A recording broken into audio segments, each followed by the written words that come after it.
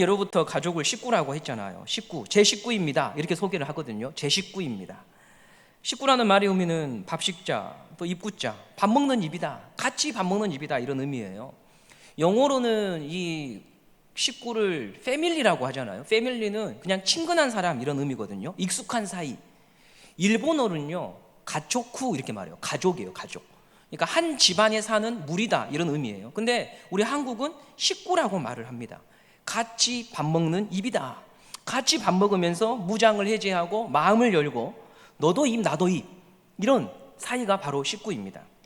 가족이지만 함께 식사하지 않으면 가족도 정이 없어요.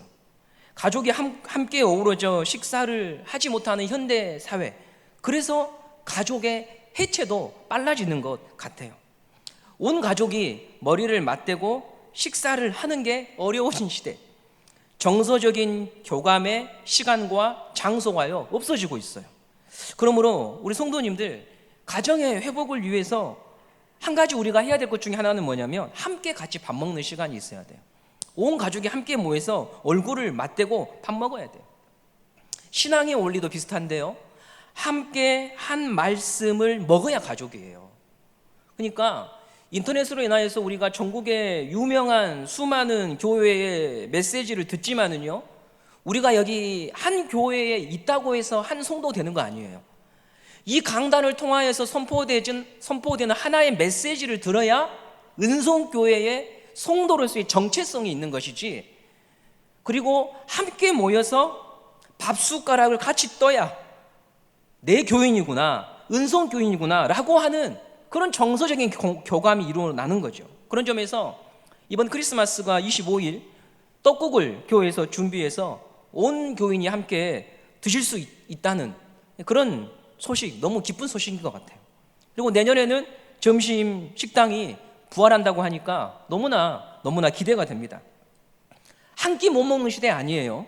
물론 우리 주변에 한 끼를 드시는 것도 어려운 분이 계십니다. 그러나 우리 교인들 전반적으로 봤을 때는 대부분의 성도들 밥은 다 드시고 사셔요. 교회에서 식사를 하는 이유는 식구라고 하는, 함께 한다는, 교제한다고 하는 그 맛을 보기 위해서입니다. 그 시간에 주어지는 성도의 교제를 통해 누리는 기쁨이 있으니까요. 그러므로 우리 성도님들께 한 가지 부탁을 드리고 싶은 것은, 주방에서 섬기시는 우리 여성도님들이 어떤 반찬을 주시더라도 맛있게 드시기 바랍니다. 백종원도 아닌데 쓰다 달다 시다 평가하지 마시고 준비하느라 참 고생했겠네, 따라서 해보십시다. 준비하시느라 고생했겠네, 이렇게 감사히 먹어야 우리가 행복하겠죠? 여성분들이 저한테 자주 하시는 말씀이 있어요. 목사님, 그러면 모란이한테 밥 못 얻어먹어. 잘해. 불평하면 밥 못 얻어먹어. 빼짝 골아요. 뭐든 감사함으로 잘 드시는 우리 성도님들 되시기를 바랍니다. 오늘 본문은 바리새인과 헤롯 당원들이요, 지난주에 가이사에게 세금 바치는 게 맞습니까? 이런 질문 했던 거 여러분 기억나시죠? 한 방 먹고 뒤로 물러가고요, 새로운 선수가 등장을 해요. 오늘 본문 마태복음 22장 우리 23절 말씀을 함께 보도록 하겠습니다. 23절입니다. 시작.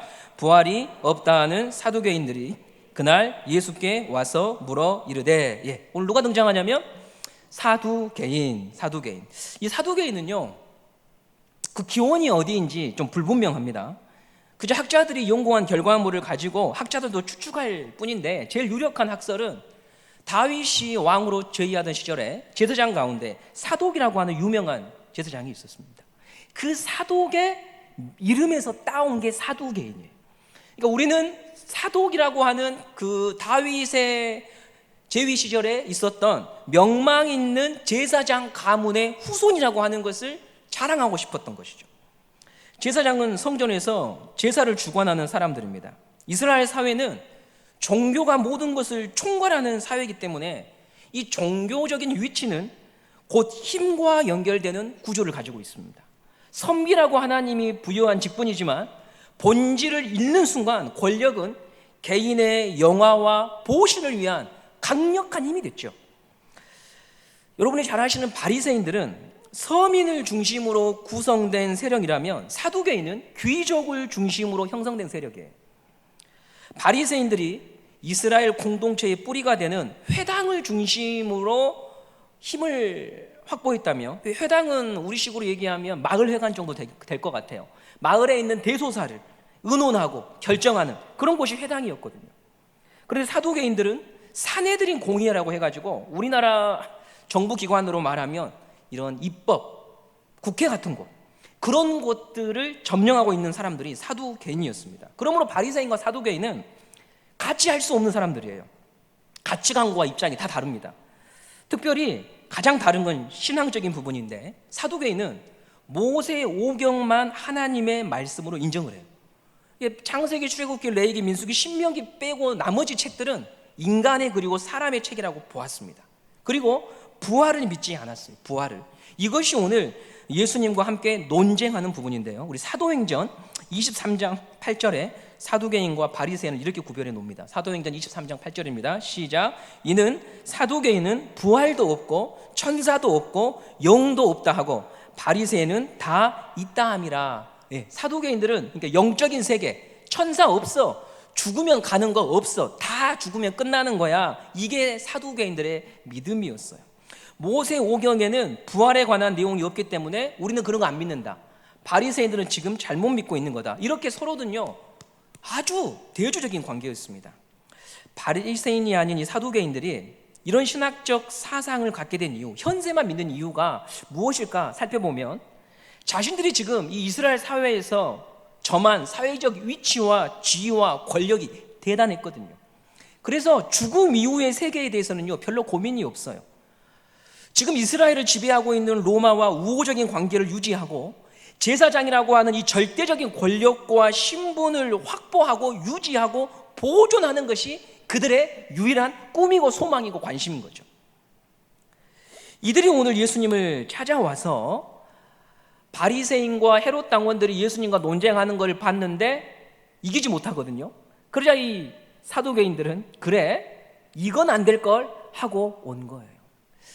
여러분, 저는 이 바리새인들 또 사두개인들, 오늘 사두개인들과 논쟁이 끝나면 또 바리새인이 또 찾아오거든요. 율법사가 평생 율법 연구하고요, 귀하신 하나님의 말씀 연구해가지고 하는 일이 뭐냐면 결국 사람 넘어뜨리는 거 하는 거예요. 사람 넘어뜨리는 거. 이게 여러분 우리의 신앙이 될 수 있습니다. 우리가 평생토록 은성교회를 섬기고, 우리가 평생토록 하나님의 교회를 섬기고, 직분을 받고 젊을 때부터 받아서 교회를 평생토록 섬기는데 평생 하는 일이 이런 일이 된다고 한다면 우리 주님이 얼마나 원통해 하시겠어요. 평생 배운 걸 가지고 사람을 구제하고 구원하고 하나님의 나라를 살리는 일이 아니라 이런 식으로 무언가를 꼬고 꿰어가지고 사람을 넘어뜨리고 시험에 들게 하고 나하고 다른 사람들이 결코 꼴을 보지 못하는 그런 사람들은 결코 내 인생에 있어서 주변과 편돌이로 밀어내는 일에 우리 인생을 사용한다면 우리 주님이 얼마나 원통해 하시겠냐 이 말이에요. 처음 예수를 믿는 사람들 이런 거 못해요. 교회의 어떤 질서를 알고요, 자기 말에 권위가 있고요, 내가 뭔가를 말하면 그래도 힘이 있는 사람들이 이런 거 하는 거거든요. 힘이 있는 사람들. 그래서 우리는 여러분 조심해야 돼요. 내가 수없이 받았던 그 은혜를 가지고 우리는 무슨 일을 하고 있는가를 늘 돌아봐야 돼요. 오늘 마태복음 22장 24절에 사두개인이 지금 어떤 질문을 하는지 이제 내용이 나오는데요, 우리 22장 24절 말씀을 보도록 하겠습니다. 시작. 선생님이요, 모세가 일렀을 때 사람이 만일 자식이 없이 죽으면 그 동생이 그 아내에게 장가들어 형을 위하여 상속자를 세우시니라 하였나이다. 선생님이요 하면서 뭐라고 말하냐면 모세가 일렀을 때라고 말하죠. 왜냐하면 사두개인들은 어떤 성경만 인정해요? 모세 오경만. 그러니까 모세 오경의 본문을 가지고 온 거예요. 모세가 이렇게 가르쳤습니다. 남자가 대를 이을 자녀를 남기지 않고 죽으면 그의 형제들이 형수를 취해서 대를 잇게 하는 율법의 규례가 있는데, 이 말을 하는 거예요. 전통 사회에서는 가문의 대를 잇는 게 대단히 중요했죠. 요즘이야 젊은 부부들이 결혼해도 나는 얘를 낳을 거야 안 낳을 거야 이제 이런 말을 할 수 있는 시대가 되었지만, 예로부터 남녀가 결혼하는 목적은요 가문을 잇기 위해서 결혼하는 거예요. 이스라엘 사회 역시도 동일했고, 한 가지 더 대를 잇는 게 중요한 건 뭐냐면 하나님이 이스라엘 백성과 언약을 맺었잖아요. 약속의 기업을 주셨어요.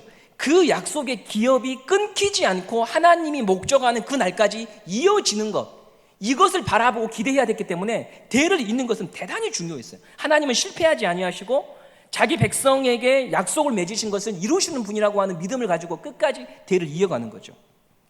그러므로 율법에서는 이 가정의 대가 끊기는 위험이 있을 때마다 이것을 보호하기 위하여 수원법이라고 하는, 오늘 사두개인이 이야기하는 규례를 주님이 주셨죠. 신명기 25장 5절 6절에 지금 사두개인이 말하는 율법이 기록되어 있습니다. 신명기 25장 5절 6절입니다. 시작. 형제들이 함께 사는데 그중 아들이 없거든 그 죽은 자의 아내는 나가서 타인에게 시집가지 말 것이요 그의 남편의 아내가 그에게로 들어가서 그를 맞이하여 아내로 삼아 그 여인이 낳은 첫 아들이 그 죽은 형제의 이름을 잊게 하여 그 이름이 이스라엘 중에서 끊어지지 않게 할 것이니라. 무슨 말씀인지 알겠죠? 한국 사회도 오늘 말씀처럼 기록된 대로는 아니지만 이런 일들이 좀 많이 있었어요. 그러니까 형이 아들을 못 낳으면 동생의 자녀를 호적에 올리는 경우들이 종종 있었거든요. 그렇게 해서 형의 가문을 이어주는 거예요. 그것이 전통사회가 가문과 가족을 지켰던 방법입니다. 이런 율법의 규례를 사두개인이 끄집어 와서 예수님께 이제 뭐라고 질문하냐면, 첫째가 아이가 없이 죽었고, 둘째가 형수를 취했고, 근데 둘째도 죽었고, 셋째도 죽었고, 넷째도 죽고, 다 죽었고, 일곱째까지 간 거예요. 그러면 부활 시에 이 여인은 누구의 아내가 됩니까? 라고 하는 아주 황당한 이야기를 하고 있는 거죠.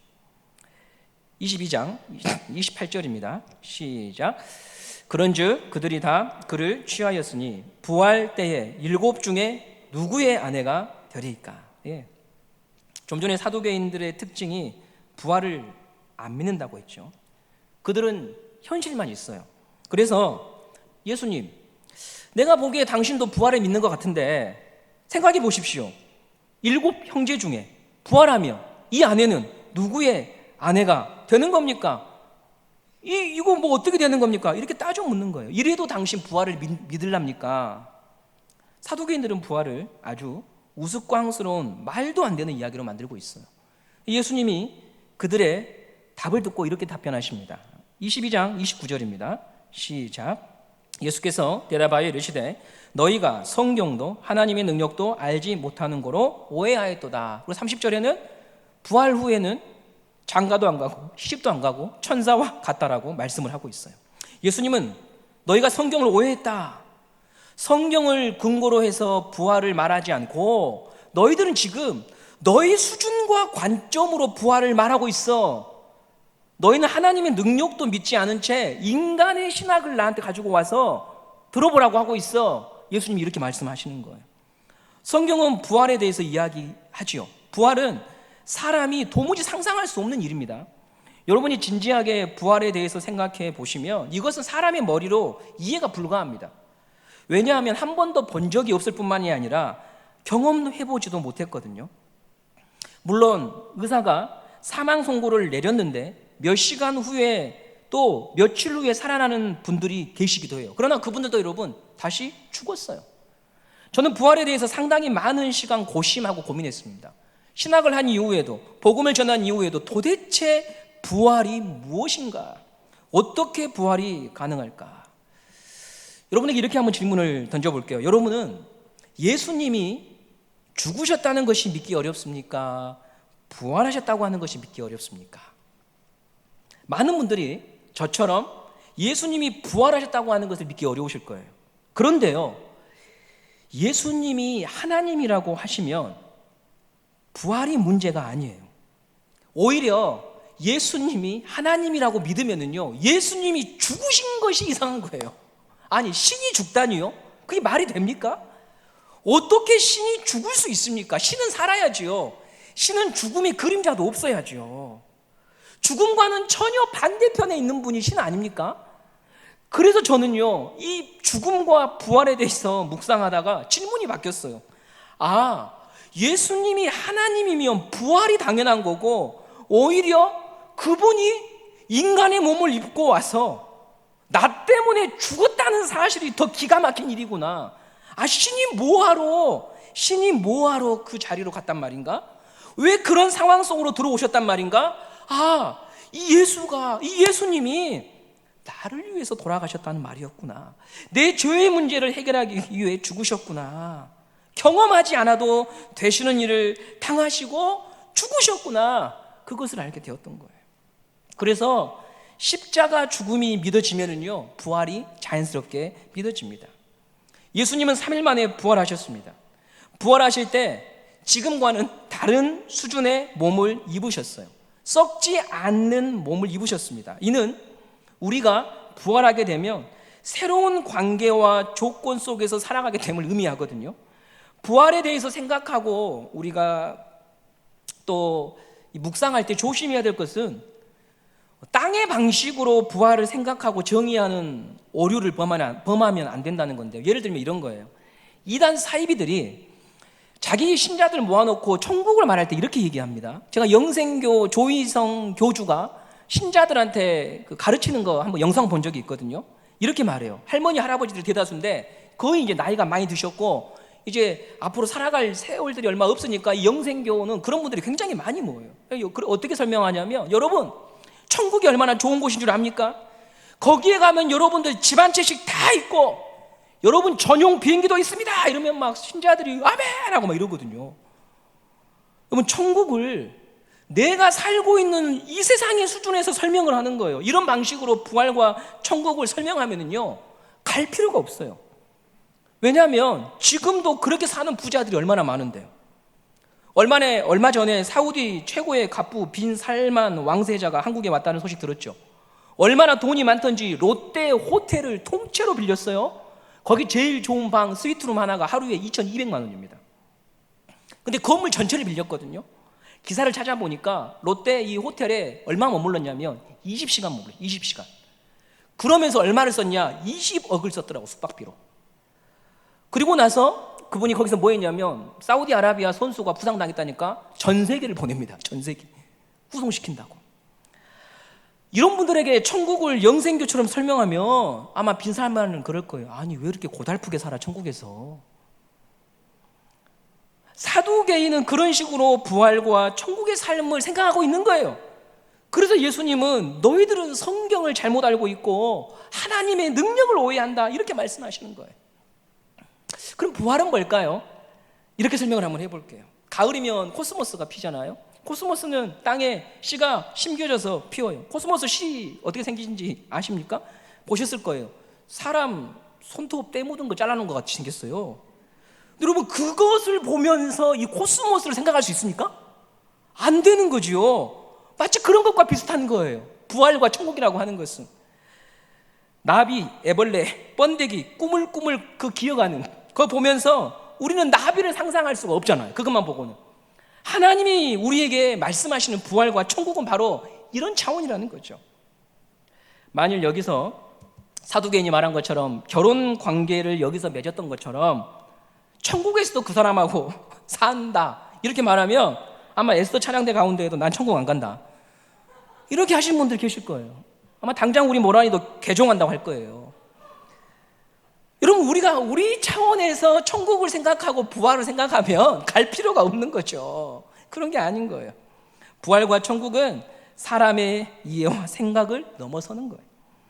고린도전서 15장, 부활에 관하여 증거하는 본문인데요, 바울이 이렇게 얘기합니다. 우리 고린도전서 15장 42절 43절을 보도록 하겠습니다. 시작. 죽은 자의 부활도 그와 같으니 썩을 것으로 심고 썩지 아니할 것으로 다시 살아나며, 욕된 것으로 심고 영광스러운 것으로 다시 살아나며, 악한 것으로 심고 강한 것으로 다시 살아나며, 육의 몸으로 심고 신령한 몸으로 다시 살아나나니 육의 몸이 있은즉 또 영의 몸도 있다, 이렇게 바울이 얘기하거든요. 하나님께서 예비하신 천국과 부활은 우리가 경험하고 생각하는 것을 넘어서는 세계죠. 우리는 약하고요, 우리는 지금 점점 죽어가고 있어요. 근심과 염려와 불안이요 늘 바뀌고 따라다니는 사람입니다. 아무리 귀하고 진귀한 음식을 먹어도 또다시 배고프고 허전함을 느끼는 사람. 사랑을 받지만 돌아서면 고독하고 외로움 속에서 살아갑니다. 결혼을 한 우리 신혼부부 청년이요 이런 얘기를 하더라고요. 너무 행복하대. 너무 행복하니까 불안하대. 이 행복이 내일 사라질까 봐. 여러분은 안 믿으시네요. 살아봐라. 그런 표정이신데 결혼한 신혼부부는 그런 거예요. 행복하지만 불안함. 이게 여러분 이 땅의 우리의 모습 아니에요? 우리에게 좋은 일이 생겼지만 이것을 누군가가 빼앗아갈 것 같고 깨트려질까 봐 불안해하잖아요. 그런데 예수님께서 성도에게 주시고자 하는 세계는요, 만족과 기쁨과 충만함이 있는 곳이에요. 땅에서는 그림자를 보고 감탄할 수밖에 없지만 거기서는 실체를 맛보고 누리는 곳이에요. C.S. 루이스라고 하는 학자는 이런 말을 했어요. 세상에서 최고의 감동적인 아름다운 경험을 여러분이 했더라도 그것은 여러분들이 천국을 조금 맛본 것에 지나지 않습니다. 그게 천국입니다. 이렇게 얘기했어요. 저와 여러분들은 예수님을 믿고 성도답게 살기 위해서 매일매일 어떻게 보면 조심조심하며 살아갈 때가 많잖아요. 말 조심해야지, 감정을 절제하자, 생각을 좀 깊이 하자. 그런데 그곳에서는 머릿속으로 그런 걸 생각하지 않아도 되는 거예요. 숨 쉬듯이 그것이 자연스러운 거예요. 우리 안에 예수가 충만하기 때문에. 하나님을 생각하자라고 하지 않아도 그분께 몰입하고 그분의 영광을 찬양하는 게 자연스러운 거예요. 우리는 스스로 그 길을 만들 수 없지요. 죄로 인해서 사망이 결론이고 심판이거든요. 그러나 부활의 첫 열매가 되신 예수님께서 그 길을 열어놓으시고 그를 믿고 그 안에 거하는 모든 자마다 이 부활과 영생의 기쁨에 참여할 수 있도록 우리를 건져 주신 줄 믿으시기 바랍니다. 그럼 이 사실을 믿는 성도가 어떻게 살아야 하는가? 오늘 설교의 주제가 부활을 사는 삶 이렇게 잡았는데요.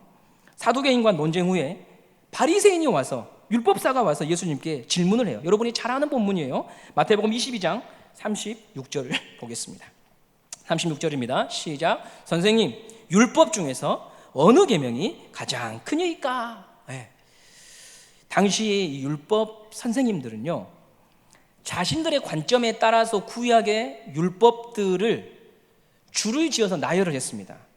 그러니까 여러분도 한 번씩은 들어보셨을 텐데 율법은 613개가 있다라고 하는 말씀 들어보셨을 거예요. 이 613개의 계명 중에 어떤 것이 가장 중요한 계명인지 나름 율법사 나름대로 이것이 무거운 계명이고 이것은 좀 가벼운 계명이야, 이런 논쟁들을 하면서요, 자신들의 어떤 그 성경적 지식들을 자랑하고 이게 그들의 재미였어요.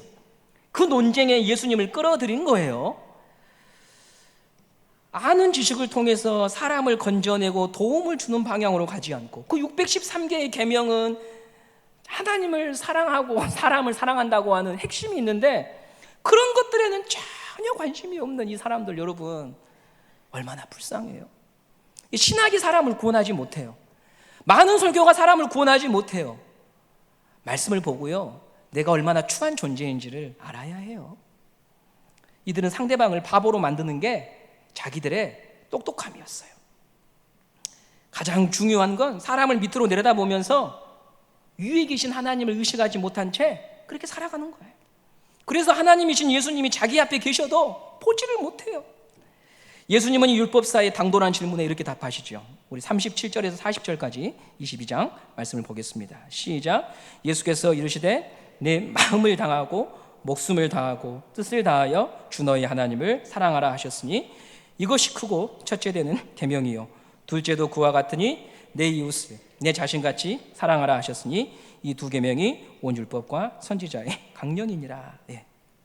부활을 믿는 삶, 저는 이게 부활을 믿는 삶이라고 오늘 결론을 내렸어요. 나를 구원하신 하나님의 약속을 믿고 그 하나님을, 참되신 하나님을 영원토록 끝까지 섬기고 사랑하는 거예요. 죽을 수밖에 없는 인생, 죄인 되어서 사망의 수용소에 갇혀 심판을 기다리는 인생을 구원해 주신 그분을 기뻐하고 즐거워하고 찬양하는 삶이에요. 죽음은 모든 사람의 숙제이고 과제이고 그리고 또한 실패예요. 그런데 하나님의 사랑은 죽음을 뛰어넘어서 그가 붙드신 성도를 놓지 않고 영광으로 데려가셔요. 죽음이 그걸 가로막았는데 그것을 뚫고 나를 데리고 가시는 거예요. 그렇게 하시겠다고 예수를 보내셨고 예수의 부활을 통해 우리에게 하나님의 그 약속을 보여주신 거예요. 그래서 여러분, 예수님의 부활은 이런 거죠. 성도의 부활의 예고편이에요. 봤지? 야, 네 봤지? 이거야 내가 너한테 주려고 하는 길이, 내가 너를 이 길로 데려가려고 하는 거야. 기억해? 너 이 땅에 살면서 꼭 기억해?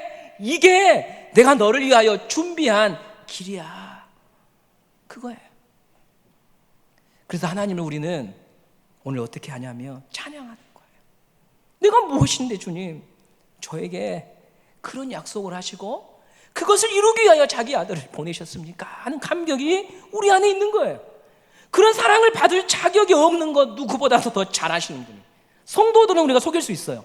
그죠? 성도들한테 경건한 척, 겸손한 척 속일 수 있어요. 그러나 주님은 속일 수 없어요. 여기 나타나는 바리새인과 사두개인과 비교해서 내가 더 나은 사람이라고 자신할 수 있는 사람이 얼마나 되겠어요. 그런데 주님은 그런 나를 향하여서 심판과 정죄가 아니라 내가 너 사랑해, 내가 너 그 부활한 예수 봤지? 내가 거기로도 데려간다 약속하시는 거예요. 그래서 우리는 주님을 사랑하는 거죠. 이게 부활의 삶이에요. 더불어 그 사랑으로 옆에 있는 사람을 사랑하기 위해 부단히 애를 쓰는 것이 부활의 삶이라는 거죠. 본래 사람은 사랑해야만 되는 사람만 사랑하고 사랑이 되는 사람만 사랑해요. 그게 사람이에요. 그러나 하나님의 사랑이 우리 안에 예수를 통하여 부어질 때 이제는 변화가 일어나거든요. 왜냐하면 공급받는 영양분이 예수기 때문에 예수의 수액이 우리 안에 들어가면 이렇게 사는 것은 아니잖아라고 하는 갈등이 계속 일어나요. 이렇게 사는 건 아니지. 네가 예수를 믿으면 그렇게 사는 건 아니지. 갈등이 일어납니다. 예수를 믿으면 내게 강 같은 평화를 계속 부르는 게 아니고요. 주님 왜 이러십니까? 주님 어떻게 이렇게 된 거죠? 주님 제가 어떻게 해야 됩니까? 라고 하는 질문도 4절까지 나오게 되어 있는 거예요. 옛 성품과 본성과 충돌이 일어나거든요. 내 안에서. 내가 그렇게까지 해야 됩니까? 내가 이번에도 참아야 됩니까? 말을 안 하면 나를 바보로 할 텐데 기질대로 하고 싶은 마음들이 우리 안에서 불쑥불쑥 일어나거든요. 그런데 성도가 알게 된 게 하나 있어요. 이 모든 일이 그렇게까지 중요한 것은 아니라는 것을 점점 알게 돼. 결국 시간이 지나가면 잊혀질 것이고 내주 하나님 앞에 설 때까지 붙들고 갈 일도 아니요, 그분의 시간과 방법대로 될 것을 믿는 믿음이 우리 안에 하나하나 생기기 시작하면서 그토록 나를 아프게 하고 그토록 나를 예민케 했던 것들에서 우리가 조금씩 놓아지는 자유함을 맛본다는 거죠. 우리가 이 땅에서 모든 하나부터 10까지 일에 대하여 시시비비를 가리고자 하는 것은 그분의 성격이 꼼꼼해서가 아니고요, 이 땅에서의 삶만이 전부라고 믿는 불신앙 때문에 그런 것일 수 있어요. 이 땅에서의 삶이 자기의 전부라고 믿기 때문에 내세에서 주님 앞에서 주님과 함께 만나게 될 그 날에 밝혀져야 될 진리와 진실을 믿지 못하면 우리는 여기서 억울하면 못 참아요. 여기서 나를 무시하면 참을 수가 없죠. 왜? 이게 전부인데요. 그러나 성도가 애매히 고난을 받는 것도 견디려고 하고 좋은 말과 소리를 듣지 못해도 사랑의 걸음을 걸으려고 하고 그것을 놓고 하나님 앞에 용서를 향한 기도를 하고 나의 성질과는 도무지 맞지 않지만 함께 가려고 하는 훈련을 하는 이유는 뭐냐면 장차 그분의 자비와 은혜 속에서 모든 것을 밝게 될 날이 올 거라고 하는 믿음이 우리 안에 있거든요. 그래서 사랑과 화평의 걸음을 멈추지 않는 거예요. 히브리서 12장 2절에 예수님이 이렇게 얘기하십니다. 오늘 이 말씀 여러분이 꼭 기억하시고 여러분의 마음을 아프게 하고 여러분의 상황을 조금 힘들게 하고 여러분의 가슴을 멍들게 하는 말이 있다면, 일들이 있다면 이 말씀으로 여러분들 위로를 받으시기 바랍니다. 함께 읽어보겠습니다. 시작. 믿음의 주요 온전케 하시는 이 예수를 바라보자.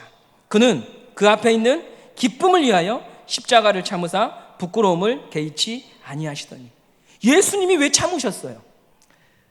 성격 기질이 있네 이런 게 아니에요. 예수님은 왜 참으셨냐면 이유가 있어요. 그 앞에 있는 뭘 위해서요? 기쁨을 위하여서요. 그 앞에 있는 기쁨을 봤어요. 이것이 다 끝이 아니라 제자들이 나를 배신하고 로마 군병들이 나에게 침을 뱉고 나를 무시하고 제자라고 하는 가룟 유다는 나를 팔아버리고 하는 이 현실의 고통만이 아니라 그것 너머에 있는 하나님이 예비하신 기쁨이 있다고 하는 것을 믿고 십자가의 순환과 고초를 견디시며 좁은 길을 끝까지 간 거죠. 성도도 마찬가지예요. 다 결판이 나지 않고 애매히 고난을 받기도 하고 답답한 현실을 감수하며 사는 것은 내일이면 해결되기 때문에 그런 게 아니에요. 내가 살아생전에 눈 뜨고 있을 때 그것에 대하여 하나님께서 보여주실 것을 믿기 때문에 그런 것도 아니에요. 여러분이 돌아가셔도 해결되지 않은 문제가 여전히 있을 수 있어요. 그러나 한 가지 확실한 것은 주님 앞에 서는 그날에 주님은 그 모든 것에 대하여 다 아시며 그것에 대하여 내가 힘들어했고 아파했고 흘렸던 그 눈물이 어떤 것인지를 아시는 그 주님이 나에게 기쁨을 주실 것을 믿기 때문에 또다시 교회로 돌아오는 것이고 또다시 구역장으로 섬기는 것이고 또다시 말 안 듣는 반 아이들을 끌어안고 하나님 앞에 기도하는 것이고 가정을 떠나지 않고 네 자식을 지키는 것이고 교회를 지키는 것이고 목회하는 것이고 직분자로 사는 거예요. 성도가 나를 알아봐 줄 것을 기대하는 것이 아니에요. 그 앞에 있는 기쁨을 위하여 우리가 오늘 이 자리에 서 있다 이 말입니다. 그것을 맛보지 못하면 어르고 설레는 성도가 1년은 잡아둘 수 있고 2년은 잡아둘 수 있지만 결국 떠날 수밖에 없어요. 결국 하나님이 말씀하신 그 기쁨에 동참할 수 없어요. 여러분이 오늘 여기에서 억울해도 힘들어도 답답해도 있는 이유는 한 가지뿐이에요. 그 앞에 있는 기쁨이 있을 것이다. 예수님이 바라보았던 그 기쁨이 나를 위하여서 준비되어 있을 것이다. 나는 그거면 된다. 나는 그거면 된다. 이 소망이 우리 안에 있을 때 우리는 누가 우리를 알아봐 주지 않아도 억울하고 답답해도 다시 주여 내가 주님을 사랑합니다. 내가 주님을 바라봅니다 하며 우리가 다시 일어날 수가 있는 것입니다. 부활 동지 여러분, 낙심하지 마십시오. 저와 여러분은 갈 집이 있습니다. 기다려주시는 분이 계십니다. 맞이해 주실 주님이 계십니다. 우리가 견딘 시간이 결코 헛되지 않음을 확인해 주실 분이 계십니다. 그분을 기억하고 그분을 다시 예비하고 그분을 바라보면서 내 기준과 수준에 미치지 못하는 사람들이라고 할지라도 끝까지 한번 다시 사랑해보며 그들을 붙여주신 이유가 있을 것을 믿으며 더불어서 함께 앞에 있는 기쁨을 노래하고 소망하는 우리 모든 성교회 성도들 되시기를 간절히 소망합니다.